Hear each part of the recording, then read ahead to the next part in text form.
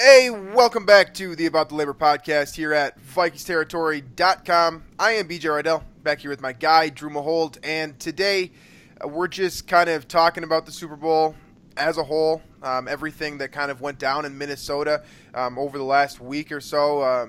From my vantage point, it seemed like everyone was having a great time, and it was really a fun experience for this community. So we'll talk a little bit about that and kind of, what we took away from that type of thing. Then, of course, we're going to have to talk about this football game a little bit. The Eagles came out and really did their thing, put together, a very impressive game plan, in my opinion, and just overall we're able to kind of dethrone the Patriots despite, a lot of people suggesting that, once again, Tom Brady was going to get a Super Bowl ring. And so that was, to a degree, nice to see.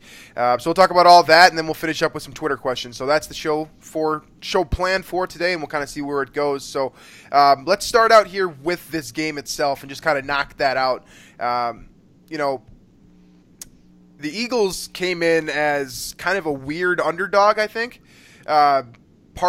Partially because you look at the way that the Patriots had played this year and the way that they have played historically, and it's kind of, it's easy to understand why a lot of fans were, kind of expecting Tom Brady to do his thing again, especially on that final drive where he had the opportunity to get it done. So, I guess what did you see from what the Eagles were able to do this week in terms of, getting the job done against a very good Patriots team? Yeah, I mean, I think the Eagles' offensive game plan and Peterson as a game planner and a play caller has been phenomenal all season long, but particularly the last couple weeks here. He's really stepped forward and kind of he was kind of a nominee for Coach of the Year, but I think after the last couple weeks, if the Super Bowl and the playoffs were included, I would definitely put him in the as the winner of Coach of the Year. So when you can go from Carson Wentz to Nick Foles almost seamlessly. Well, there was a kind of a little transition period there, but when you can get relatively pretty much the same production from Nick Foles as you did from your MVP caliber quarterback, a lot of good coaching happening there. So you have to give also Dave Filippo, John Dave Filippo, I believe, is that quarterback's coach. You got to give him credit too for what they've been able to do. One reason why the Vikings are, I believe, planning to interview him for offensive coordinator. Actually, there's been a lot of talk about him specifically. He clearly calls a good game plan.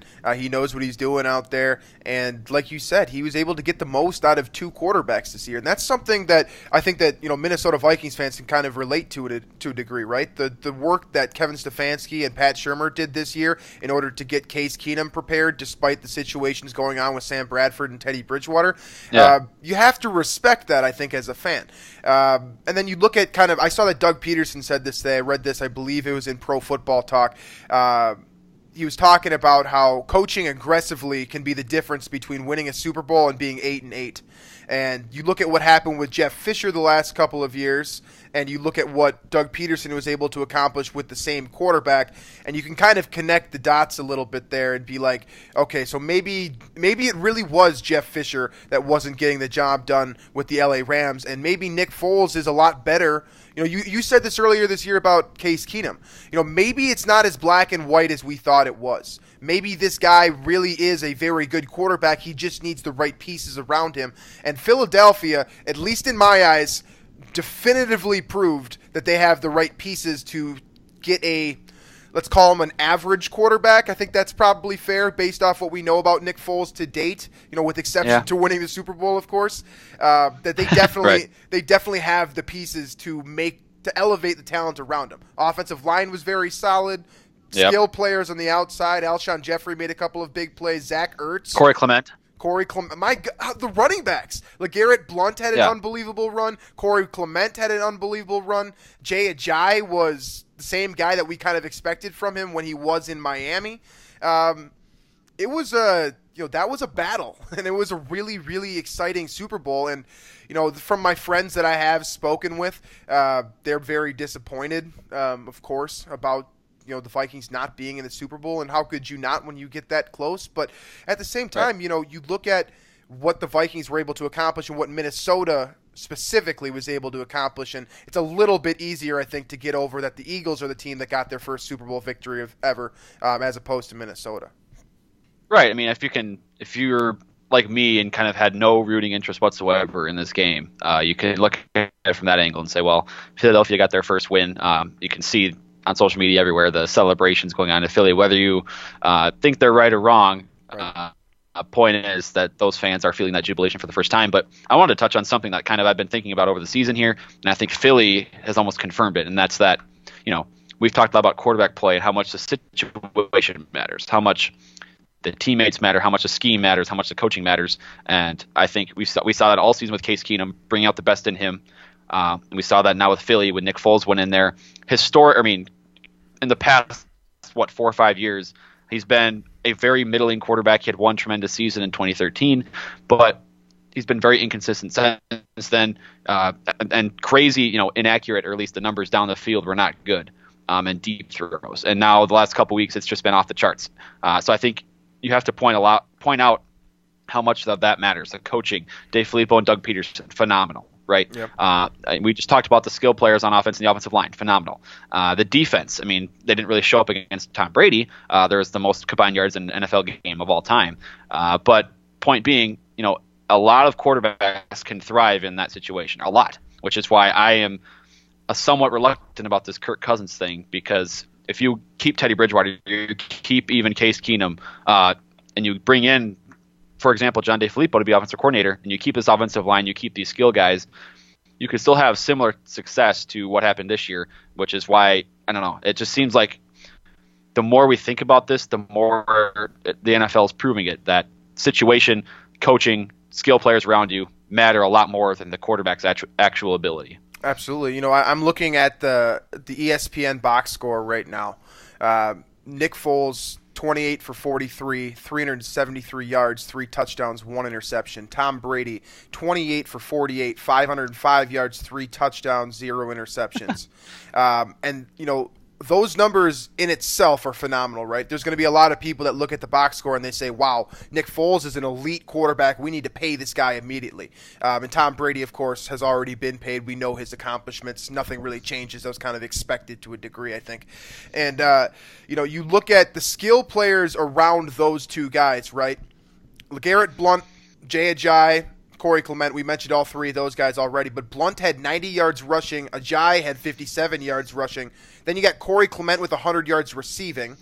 And then you throw in Nelson Aguilar with 84 yards receiving, Alshon Jeffrey with 73 yards receiving, Zach Ertz with 67 receiving yards, Torrey Smith 49 receiving yards.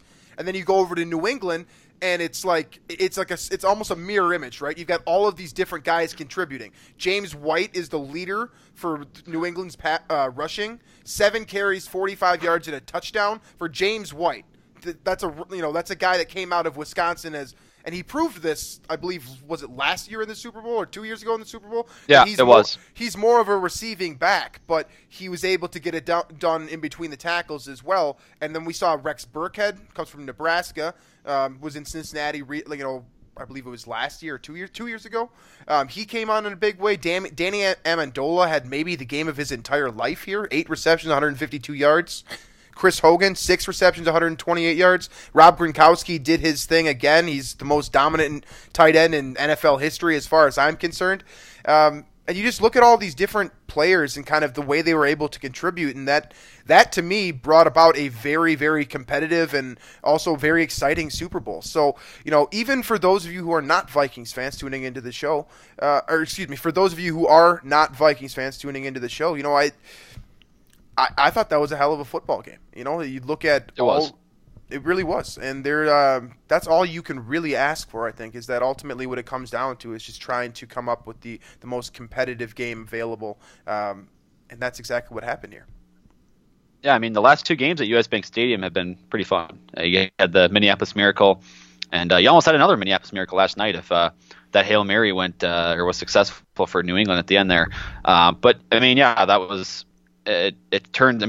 I think a lot of what made it so exciting was that there was not a lot of defense played.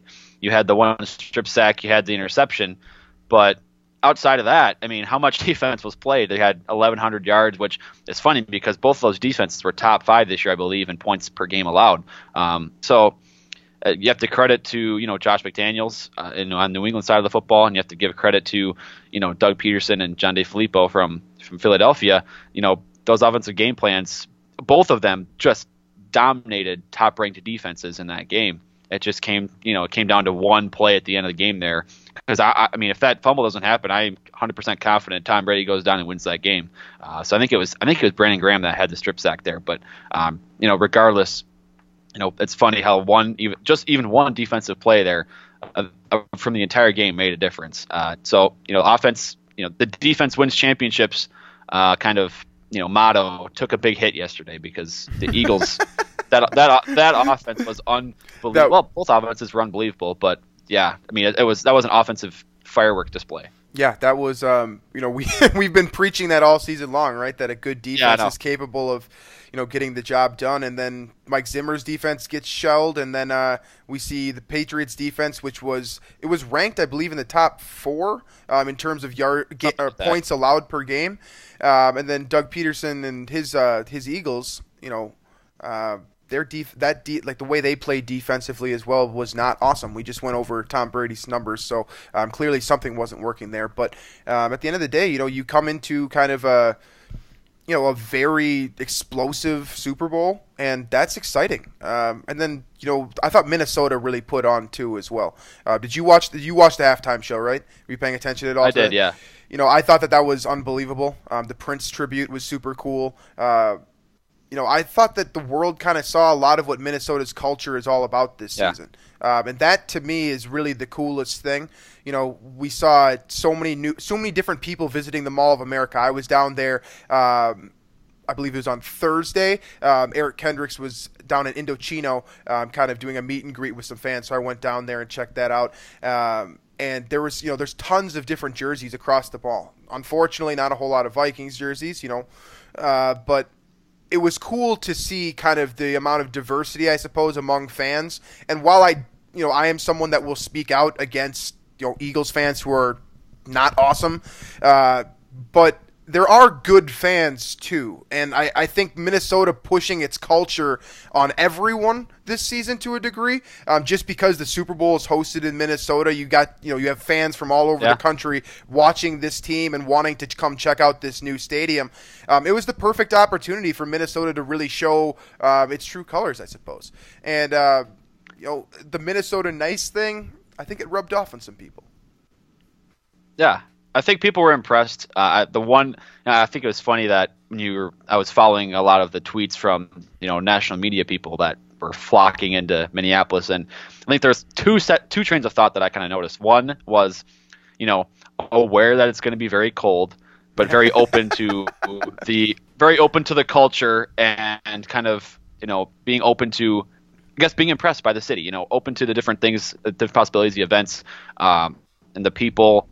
And all of that. And then I think Peter King in particular was one I saw this morning, a tweet where he just thanked all the people for how nice they were and how successful the events were and how well organized it was. And then you have these other guys. I know there was one, I believe the Boston Globe had a guy that was sent to the Super Bowl, and he just kept saying, "Oh, it's unacceptable how cold it is. I had to stand outside for security for 15 minutes or something."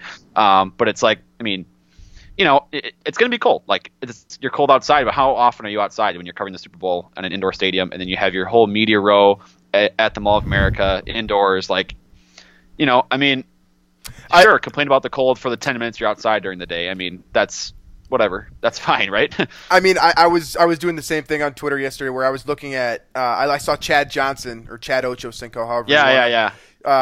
He said something about how this weather is disrespectful, and that the citizens here should not be subjected to it, which is hilarious. Just that's Chad Johnson as far as I'm concerned. That's the guy. The Miami guy. What's that? He's a Miami guy too, so yeah. He's flocking up into the cold and Right. So it's like I really did enjoy seeing that element of it. At the same time, though, this is still Minnesota, and I as much as I love the tourism aspect of it, if you don't like it, get out. Like that's kind of it's understandable for these media members and stuff that want to show up here to cover the Super Bowl. I mean, that's their job. That's what they have to do. They have no other choice. And to a degree, you have to immerse yourself within the culture when you show up somewhere. But at the same time, you still got to be whatever you are. If you're a hardcore crack down on the code journalist and you want to fight for every piece of news that you need to find, maybe Minnesota isn't the right spot. But at the same time, maybe somewhere else isn't the right spot as well. So, it's a culture thing. That's ultimately what it comes down to here. And that Minnesota is just, it's just different. It's more like Canada, and people make fun of us for that kind of stuff. And I'm okay with that. I think that's funny. But there are definitely some people that do not think that's funny. I think that it's funny when people make fun of me for like the Minnesota O's and stuff like that. But I'm also from Minnesota, and I'm embedded in this culture, so maybe I'm a different story. Yeah, right. I mean, that's kind of why I'm curious about if and when the next Super Bowl in Minneapolis would be, because it just I guess it depends on how well the sponsors thought the crowds were, right? Because you have all these events taking on the city of Minneapolis, going to different restaurants and different locations that can host a big event, and depending on how well the crowds were and getting through the cold, I would imagine, given that most of the people attending these events were from Minneapolis, you have those big crowds because these people know how to just go outside in the cold for 10 minutes to get to a location. Right. I would imagine, and I saw I think it was Darren Rovell or somebody. I mean, who cares about Darren Rovell? What a nerd! But he was saying that this can't be. This has to be the last Super Bowl in Minneapolis. Yada yada. It's too cold, and it's like. I mean, I wasn't there. I didn't get to go, but I really didn't notice that. I think it just seemed like people just refused to accept that it's going to be cold. And I don't know. I'm not frustrated. I'm just kind of amused that people were here for a week. I feel the same and way. They still didn't realize that it's Minnesota in early February. Might be a little cold, bring a coat. Right. And, I was reading, I can't remember what I was reading. I try to read a lot, so I don't remember exactly what I was reading here. But I was reading something about just how, when the Super Bowl when it was put in place that Minnesota was going to host the Super Bowl, right? You look at all the different kind of complications that may or may not surround a given city, right? And Minnesota's number one issue, and it always has been this, is that football season is played from fall through winter. And so if you want to host a Super Bowl in Minnesota, it's going to be freezing at, the emphasis word that I want to use here. It's going to be freezing cold. And there's no way around that. And it doesn't matter how beautiful the stadium is. If you can't accept the cold, you're not coming to Minnesota. But at the same time, I mean, Chicago is, Illinois, same type of thing. It's windy as hell there, and it's cold because of the lakes, right? It blows in from, I believe it Lake Michigan, I think, that it blows in from Milwaukee and comes down to Chicago. Like, that's just the culture in the Midwest. Like, that's what these citizens have to live through. And so in order to cover the Super Bowl and to cover all the culture that kind of surrounds it, the economy and, the booming industries within this state and this city, you got to suck it up a little bit. And to a degree, it's not the easiest thing to do always, but if you've lived in Minnesota all your life or you've lived in the Midwest all your life, I tend to be one that believes that it's an easier thing to do than people give it credit for, I suppose. Yeah, I mean it's just funny to me, but from what I understand, from what I've been seeing on social media and what I've seen or heard from friends of mine that were at these events and at I think Cowboy Jack's had Barstool there all week, and I had a couple of my friends go there. From what it sounds like, all of these things were booming. Yeah, there was people lined up for blocks along the outside of the restaurants. You had so I would imagine the NFL will seriously consider Minneapolis in the near future for another Super Bowl because I don't remember anything going wrong with like the orchestration of the events and the halftime show and everything like that. I don't remember anything going wrong there. So yeah, I thought for the way Minneapolis as a fan base was destroyed after the Vikings game, I feel like it responded very well with the way it presented the Super Bowl for the national audience, but also the people that attended the game. Absolutely. Yeah, it was definitely special for sure. So from there, let's kind of let's start trying to move forward here. That season is over, and as wacky as it was, it is officially concluded. So let's start, the next thing for us here at this show is going to be starting to look at, free agency, what that holds. Obviously, the draft is coming up, so we'll have some work to do there. but a lot of this can't be done until some things are set in stone, right? The Vikings haven't, officially selected their offensive coordinator just yet, and without that news, it's a little bit difficult to project which offensive players and specifically which offensive players, I suppose, are going to be in Minnesota moving forward, and how that kind of will affect this team. So, let's look at these free agents. Kirk Cousins is one that you brought up to me ahead of the show. Guy that's been all over the newspapers in the area here, and a guy that has really kind of established himself as a very good quarterback within the right system. He did a really nice job under Jay Gruden out there in Washington. May have felt disrespected by the situation there and the franchise tag and all that. Again, that's not for me to decide, but that is something that I could understand from his vantage point. And now he's a free agent. Mm-hmm. So if you're Kirk Cousins and you just saw what Minnesota was able to accomplish this year with its great defense and some very good skill players on offense, it has to be a fairly attractive destination no matter who you are. Right, and I think somewhere along the last couple of days, somebody reported that this was the number one spot on Cousins' list of destinations as long as the offers are similar, which is the way it is for NFL players. I mean, they want to get compensated fairly while going to a location that can win. And so, I guess it just depends on how you feel about Kirk Cousins as a player. Because I mean, you look at we've been talking about this with Sean Borman and specifically. Well, he's been kind of doing the research behind it, but the entire Vikings territory staff, we've kind of been talking about how looking at the Vikings cap situation. Rob Brzezinski has done a phenomenal job setting them up to afford a guy like Kirk Cousins and his giant contract, which is what it would be, and also allowing them to keep all these players. I mean, you might lose like a Danielle Hunter, for example, maybe, right, if you bring in a Kirk Cousins contract, but for the most part, you're going to bring back or be able to bring back a lot of these guys on extension still. Like the Vikings are set up very nicely for the next 2 years to extend guys. It's unbelievable, really, what he's done. So really what it comes down to here is how you feel about Kirk Cousins as a football player. How good do you think he is, and what kind of height do you think he would take this offense to? Because again, the way the Vikings are set up with the cap, they're not in trouble if they bring him in. So it's again, I keep reminding myself that situation matters a lot, and which is why Teddy Bridgewater on a cheap contract with John DeFilippo coming in would be an awesome situation for me. But Kirk Cousins and what he's accomplished in Washington and what would be a much better supporting cast in Minnesota, that's also very attractive. Absolutely. You look at, I just mentioned the defense, and most of those defensive pieces are in place for at least another year here, right? There are a couple of guys that could see themselves, taking big money elsewhere. Trey Waynes is probably a great example of this, a guy that rose a lot this year and may or may not be interested in sticking around in Minnesota. Again, that's up to him to decide. But if all of these guys want to be a part of this organization, it's hard to say that this team doesn't have a good future, right? It's just a matter of, can Rick Spielman, Mike Zimmer, and then Rob Brzezinski kind of finesse the situation in a way that allows for these players to do what they want to do, while also getting the job done on the field as well. So ultimately, it becomes a matter of how much talent can you keep in Minnesota relative to the salary cap, and Rob Brzezinski has done a phenomenal job setting this team up to kind of pick and choose which players best fit what Spielman and Zimmer are trying to do. And this is, we've been using kind of the storyline of it's a team sport all season, right? We've been using that narrative.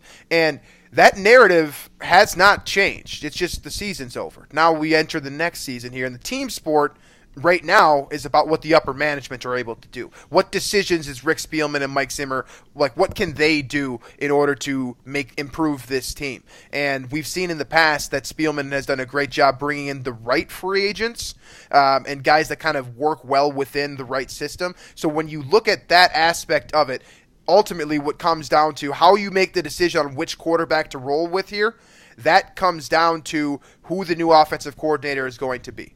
And if it's Kevin Stefanski, you're looking at a West Coast guy more than likely, and Kirk Cousins, in theory, would fit that. Yeah. Well, I think, if you bring back Kevin Stefanski, I think there's a lot higher chance that the Vikings keep one of either Keenum or Teddy Bridgewater just because he's the in-house guy. Right. And that's not to say, it's not that I'm saying Stefanski's a bad option, because I think he's a terrific option. I think he also deserves a chance to be offensive coordinator and call plays and be that guy. I think he's definitely earned that over how many years with the Vikings and how many different positions he's had. But it really, you look at what Dave Filippo did in Philly with Wentz this year, and then Foles, after a couple of weeks there, transition period. It'd be tough to imagine a more impressive position coach that's due for an offensive coordinator position. So, but either way, I would be pleased with either one of those hires. I think there's been a lot of other names as well thrown out. What was that guy from Houston? His name, Sean. I'm forgetting his name right now. Sean Ryan. Sean Ryan. There you go. Yeah, Sean Ryan. Which Deshaun Watson also impressed this year as a quarterback. He was the quarterback coach there. Also, I believe, had some success with Eli Manning in New York, those 2 Super Bowl rings. So there are a lot of candidates out there. But like you said, it's going to and I think Spielman said this too, whoever the offensive coordinator is that gets hired will have a lot of say in who the next quarterback is. So I tend to think that if it's Stefanski, knowing his past and the experience he has, he's going to keep either Keenum or Teddy Bridgewater as a quarterback next year, just given what he's had success with, especially recently in 2017. Absolutely. So I believe that's all we got in terms of kind of free agency talk for right now. So let's finish up now with any questions that we have. I believe we had a couple on Twitter. We'll finish up with that. Oh, yeah. We'll finish up with that and go from there. Yeah, we can start here with we have Kyle Slaby here, our sports grunt. He just asked to talk about stuff. He's asking for a guy who doesn't want to listen to Super Bowl talk anymore because the Vikings weren't in it. But I kind of asking you, kind of bouncing it off of this tweet, but are you looking at draft free agency? Is there any position that you think should be filled one way or the other? Like, are you looking at, let's say, the guard position and saying, all right, we got to address this in free agency, or we got to address this in the draft? Is there anything you're looking at this early, or are you still kind of waiting to see how everything falls together? This is what's fun about doing this type of show, right? It's because we can just throw out opinions and it doesn't really matter. Yeah, it's true. It's really true. Yeah, but at the same time, from an objective standpoint, right, I think it's most important to get that to figure out the coaching situation first, and then you figure out which players fit said system. The Vikings are in a good spot right now where, because of the Super Bowl and because of their success this year, it seems like they're going to be able to a degree, pick a lot from a lot of different guys that want to be in Minnesota. But again, you got to cater to the coaching staff to a degree, and if the players that you the players that you bring in aren't willing to cater to that system, it's kind of a good luck thing. So if Kevin Stefanski is ultimately named the offensive coordinator, I don't think it necessarily matters. You just need to find a quarterback that can run his scheme, or run, I guess, Pat Shurmur's scheme to a degree. But in order to run that scheme, you do need offensive linemen too, right? So we have to look and see what happens with Joe Berger here. We have to see what happens with, I guess, Pat Elflein. If he's feeling the same guy moving forward. He had some injury concerns towards the end of this last season. And just as a whole, all of these different players, you have to make sure that the right pieces are in place before you start making decisions towards the future, I think. So that's that's the logical way to look at this, I suppose. Right. I mean, this is very early, and the offseason really hasn't, it's technically started, but, there's getting your coaching staff in place first is, obviously the most important thing before any decisions are made. But what I'll say about that, I guess, is that, if the Vikings are able to hold Teddy Bridgewater's contract, which apparently is a possibility still, I think that he would make under $2 million next year, which would allow so much more flexibility that they already have to, go after some of these big name free agents. I'm looking at the guards right now. Someone like Luke Jokel could fill in. He's a former, I believe, high draft pick. Mm-hmm. You have a lot of possibilities there to kind of really go balls to the walls with some big name guys on like a 1-year deal, and just see if they want to go out with a win or something along like those lines. But otherwise, a lot of that, like you said, it comes with what the coaching staff wants to do, and you have to get that all fully secured first. Next here, kind of Eli at Scholes, he sent us a jokingly kind of a mocking tweet. Has Minnesota nice impeded the franchise's ability to maintain consistent success or win a Super Bowl? I feel like Mike Zimmer is not really Minnesota nice, so I wouldn't tag him in that category. But to me, like I said, it's I think that Minnesota culture was put on display for the world this year, and so to a degree, you're just seeing who these people are, who this city is, and kind of the people that live within this city, and that to me is a really good thing. Because the way that Minnesota's influence was this year, I think that it affected a lot of people. But at the same time, like you said, Mike Zimmer.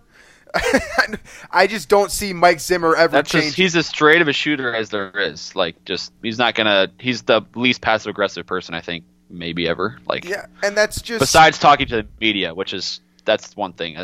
He's doing that just because he doesn't want to give out information and beat you that way. But right, and that's the best way to coach, right? Right. In a private setting, Mike Zimmer will tell you exactly what he feels every time, right? Right.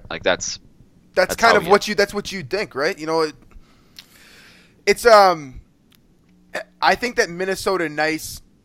I'm gonna go philosophical here. We're gonna do that. We're gonna go that route here. So keep that in mind as I explain this. Very excited for this. Very excited. So, from a philosophy standpoint, I look at the way that Mike Zimmer coaches football, and I think that he just tries to get the most out of his guys, right? That's what he's trying to do. And this season kind of showed that if you do that, if you bring in guys that really buy into what you think, then you're going to have the opportunity to elevate the talent around you. And that's what Mike Zimmer has done basically since he got to Minnesota.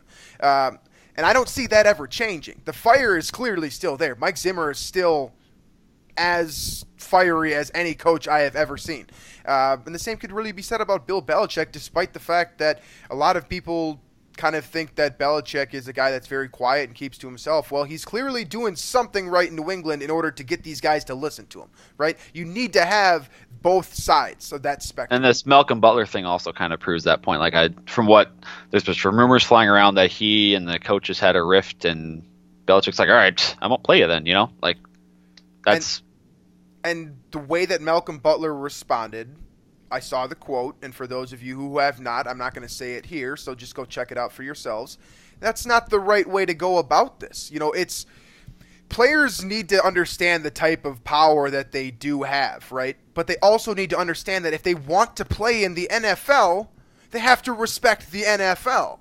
And if they say something stupid, they're going to get in trouble for it. That's especially how the to game someone works. as respected as Bill Belichick, which, coincidentally is actually our last question here. It's also from Kyle, the sports grunt.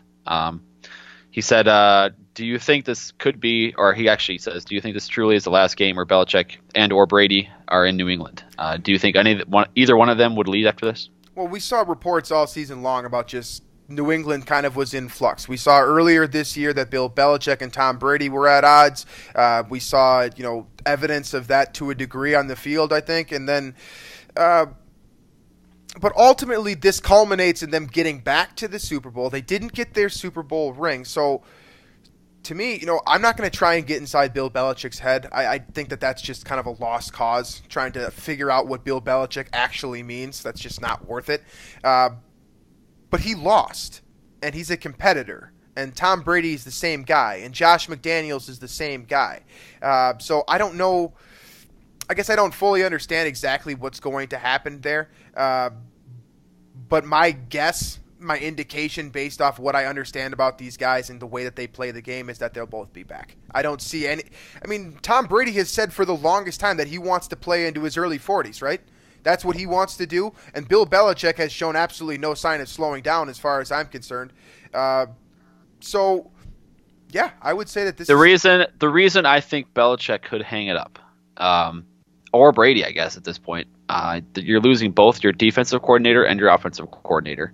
McDaniel's going to Indianapolis, Patricia going to Detroit. I believe that's all but confirmed at this point. Supposedly there's rumblings. I mean, Gronk didn't commit to coming back next year. Every year he's had some injuries. His body it's starting to deteriorate now, essentially. Who knows if he's going to come back, and if he's not back, maybe that changes Brady's mind. But it feels like things are going to reset in New England, outside of Belichick and Brady, and it would be very easy for one of them to not want to go through that again at this point, especially after just making the Super Bowl. And I mean, again, like you said, I feel like both those guys really would want to go out with a win. So I would understand that as well. But I do think it's possible that one of them does not come back because of those factors. You know, you're losing your coordinators, and Gronk, who knows if he's back. You know, I think that could make a difference. But again, they're very much competitors, and that's why they've won so many friggin' Super Bowls. Is they want to win so bad that they go to extreme limits, and they do get in risks with each other. I mean, we've heard reports about that. Like, there is that dynamic there, but that's what happens when you're as good at your profession as they are. So absolutely. So, all right. Well, I don't believe we have any more questions, right? We're good. That would be it. That's it. All right then. So we are on to the next one then. So next show should be on Wednesday, barring anything crazy here. That's our plan. And we'll just continue the discussion per standard. That's kind of what this show does. So we'll be talking about what you guys want to talk about once again. So make sure. We'll do some Randy Moss talk next show. Yeah, get him in the first ballot Hall of Fame. We'll do that. That sounds like a good idea to me as well. Is he the best wide receiver of all time? So make sure to check us out on iTunes, Stitcher, CastBox, all of those different places. You can find us on YouTube, of course. If you're watching us there, hit that subscribe button if you haven't already. And yeah, we'll continue to be doing this, and we'll continue that discussion. So fire in your thoughts and questions to Vikings ATL Pod on Twitter. That's the best place to get your thoughts out there, so we can kick them around a little bit. You can send it to Drew and myself, but it's a lot more difficult for us to kind of, I guess, collect all of those at once. So please fire those into the Vikings ATL Pod Twitter account. That's the best way for us to kind of answer as many questions as possible. So once again, guys, thanks for watching or listening or whatever you're doing right now. We appreciate that quite a bit, and we hope to continue this off season with a lot more fun stuff and have a good time with everyone throughout the offseason, and try to get back to Vikings football as soon as possible, right? Or at least try to move up the timeline, you know. So we'll talk then, and thanks, folks.